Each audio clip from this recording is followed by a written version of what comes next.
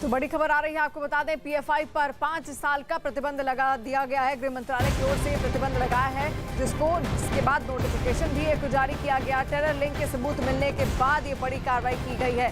PFI के अलावा PFI से जुड़े कई सारे संगठनों पर ये कार्रवाई की गई है, जो कि देश विरोधी गतिविधियों में लगातार संलिप्त थे, जिसके बाद छापेमारी के आधार पर ये बड़ी कार्रवाई यहाँ पर हुई है। यूएपीए के तहत ये बड़ी कार्रवाई केंद्र सरकार ने की है।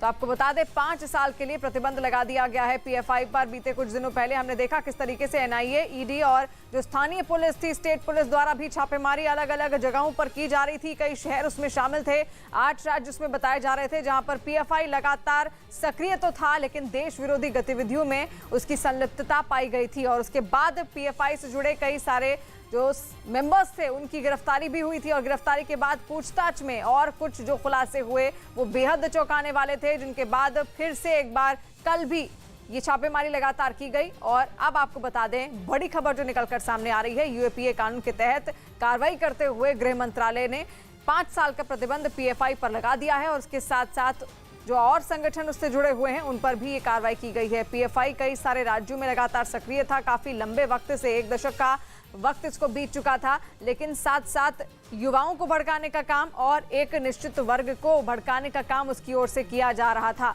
भारत विरोधी कई सारी गतिविधियों में लगातार उसकी संलिप्तता सामने आ रही थी, और कई सारे बाकी देशों के जो बैंड आतंकी संगठन हैं उनके साथ भी इसकी संलिप्तता पाई गई, और विदेशों से फंडिंग भी आ रही थी। जिसके बाद बड़ा फैसला यहां पर छापेमारी के बाद गृह मंत्रालय की ओर से लिया गया है। किस तरीके से युवाओं को टारगेट करने की कोशिश इसकी थी, और साथ साथ 2047 तक का एक बड़ा प्लान भी उसकी ओर से तैयार किया गया था।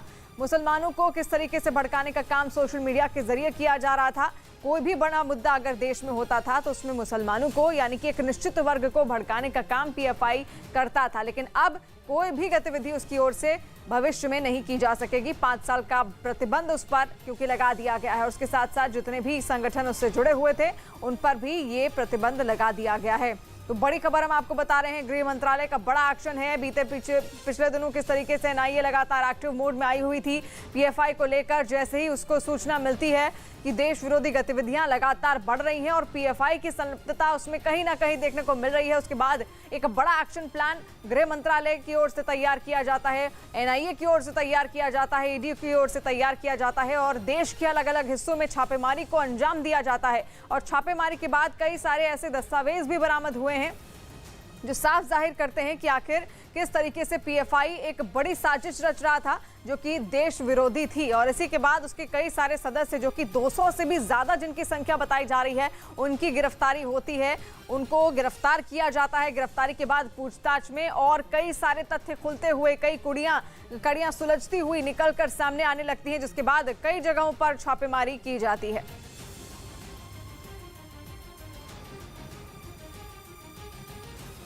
पीएफआई जैसे आतंकी संगठन पर प्रतिबंध लगाने की मांग वर्षों से उठ रही थी, और जो मुस्लिम तुष्टीकरण की नीति में अंधी जो कांग्रेस और जो कांग्रेस की कोख से जन्मी पार्टियां थी, उनको राजनीतिक प्रसर देने का काम वो लोग कर रहे थे। अब भारत सरकार ने एक अभूतपूर्व निर्णय लिया है, स्वागत योग्य फैसला है। ऐसे सब आतंकी संगठनों पर और आतंकियों के पनाहगार और पैरोकारों पर प्रतिबंध लगना बहुत जरूरी था। यदि कोई संगठन हमारे मां भारती के मुल्क में रहकर आतंकवाद को बढ़ावा देता है, दुश्मन मुल्क के कहने पर हमारे देश के नौजवानों को गुमराह करके उनको आतंकवाद में झोंके, खुलेआम भारत की भूमि पर पाकिस्तान जिंदाबाद के नारे दे, तो ऐसे संगठन पर जरूर प्रतिबंध लगेगा। अब यह बदला हुआ नया भारत है, यह कांग्रेस दल के कार्यकाल का पुराना भारत नहीं है। समाज को बांटने का काम हो रहा है, अलगाववादी ताकतें के रूप में काम करना, यहाँ तक कि कुछ आतंकवादी घटनाओं में भी शामिल होने का प्रमाण पीएफआई के माध्यम से जो घटनाएं हो रही है वो इन्वॉल्व रही है। इसलिए यह संस्था जो है, जिसमें विदेशों से पैसा आता है और समाज को, देश को अस्थिर करने का काम करती हैं, इस पे बैन तो होना ही चाहिए। बहुत अच्छा निर्णय है। और पीएफआई मामले में न्यूज 18 के मनोज गुप्ता के सूत्रों के हवाले से एक बड़ी खबर भी आ रही है, जिसमें पता चला है कि कैसे पीएफआई लोगों के साथ अपने साथ साथ जोड़ता था और भड़काने का काम उनको किया जाता था। पहले फेज में लोगों को पीएफआई बैनर के तहत एकजुट करने का काम दिया जाता था। इसके साथ ही अफवाह और झूठ के सहारे उकसाने का काम उन्हें किया जाता था। पीएफआई इस बात का खास जोर देती थी कि मुसलमानों तक ये संदेश जाए कि पीएफआई मुसलमानों का इकलौता हितैषी है। इसके बाद पीएफआई नए सदस्यों की भर्ती करती थी। नए लोगों की भर्ती होने के बाद उनको हिंसा के लिए ट्रेनिंग भी दी जाती थी और इसके बाद दूसरा फेज शुरू होता था। इसमें देश में रह रहे मुसलमानों से जुड़ी परेशानी को विदेशों तक ले जाने का काम किया जाता था और हर फेज में इस बात पर जोर होता था कि ये सारा काम पीएफआई के नेतृत्व में ही रहे। इसके साथ ही वक्त वक्त पर हिंसा वाली वीडियो दिखाकर उकसाने का काम भी किया जाता था। इसके बाद तीसरा फेज शुरू होता था, जिसमें SC/ST समाज के लोगों को संरक्षण देने पर जोर दिया जाता था। और एक तरफ पीएफआई पर बैन लग गया है और दूसरी तरफ न्यूज 18 लगातार पीएफआई की भारत विरोधी गतिविधियों का पर्दाफाश कर रहा है। अब आपको बताते हैं कि पीएफआई का बिजनेस मॉडल आखिर क्या कुछ कहता है। पीएफआई सऊदी अरब और यूएई में कंपनी चलाती है और कंपनी के जरिए लोगों को भारत से खाड़ी देश भेजा जाता है। अब तक करीब 30,000 भारतीय खाड़ी देश भेजे जा चुके हैं। उत्तर प्रदेश, तमिलनाडु और केरल से यूएई और सऊदी अरब भेजा जाता है और यूएई में काम करने वाले भारतीयों से पैसे लिए जाते हैं। भारतीयों के वेतन से 2,200 रुपए हर महीने पीएफआई लेती है और पीएफआई हर महीने 6.61 करोड़ रुपए कमाती है।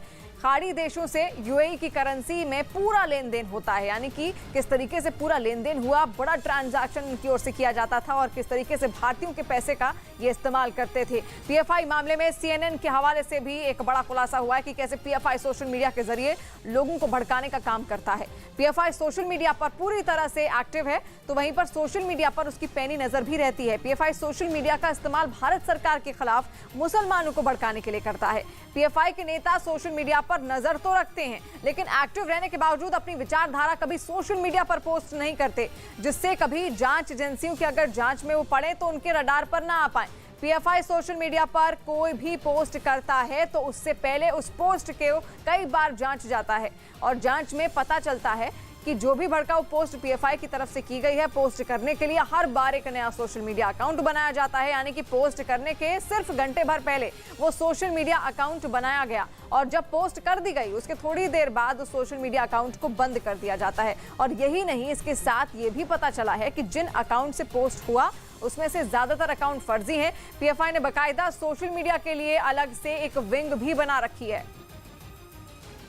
तो देखा आपने किस तरीके से एक बड़ी साजिश को यहां पर अंजाम दिया गया और ना केवल पीएफआई इसमें अकेली है, बल्कि उसके साथ कई सारे ऐसे कट्टरपंथी संगठन भी लगातार जुड़ते चले गए। 16 साल पहले पीएफआई बनी थी और उसके बाद से अब तक किस तरीके से एक बड़ी साजिश 2047 तक के लिए उसके पास रखी गई है वो हम आपको दिखा रहे हैं। और उसमें उसके सहयोगी जो संगठन है उनके नाम आपको गिनवाते हैं। Campus Front of India, National Women Front of India, All India Imam Council, religious wing, दारुल खर्दा, junior friend of India kids wing, Muslim relief network charity का आउटफिट और SDPI Women India Movement, SDTU trade union national law network wing, Rehab India Foundation charity outfit. ये तमाम ऐसे संगठन हैं जो लगातार पीएफआई से जुड़े हुए थे और देश विरोधी गतिविधियों में ये तमाम शामिल थे। फंडिंग इनको लगातार आ रही थी, पीएफआई को भी फंडिंग आती थी और पीएफआई इनको टारगेट देता था किस तरीके से काम करना है। वो अपना वर्किंग मॉडल इनको समझाता था और उसके जरिए कट्टरपंथी संगठन लगातार पीएफआई का सहयोग करते थे। और अब जब छापेमारी हुई,